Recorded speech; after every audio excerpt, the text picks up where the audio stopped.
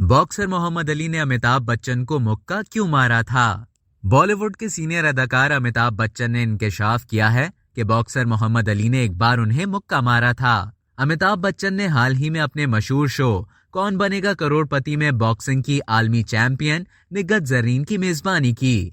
इस शो में निगहत जरीन ने इंकशाफ किया कि उनके पसंदीदा बॉक्सर मोहम्मद अली हैं। उन्होंने बताया कि मैं उनसे एक बार बेवर्ली हिल्स लॉस एंजलिस में उनके घर पर मिला था। मशहूर प्रोड्यूसर और हिदायतकार प्रकाश मेहरा जी मोहम्मद अली और मेरे साथ एक फिल्म बनाना चाहते थे और अमेरिका में मोहम्मद अली से इसी सिलसिले में हमारी मुलाकात हुई। उन्होंने मजीद बताया कि वो फिल्म तो कभी बन नहीं सकी, लेकिन मुझे एक मुक्का जरूर लगा। अमिताभ बच्चन ने बताया कि मेरे पास उनकी एक तस्वीर है जिसे देखकर ऐसा लगता है कि वो मेरे चेहरे पर मुक्का मार रहे हैं, लेकिन दर हकीकत वो सिर्फ कैमरे के लिए पोज दे रहे थे। उन्होंने मारूफ बॉक्सर मोहम्मद अली की तारीफ करते हुए कहा कि वो बहुत ही शानदार इंसान थे।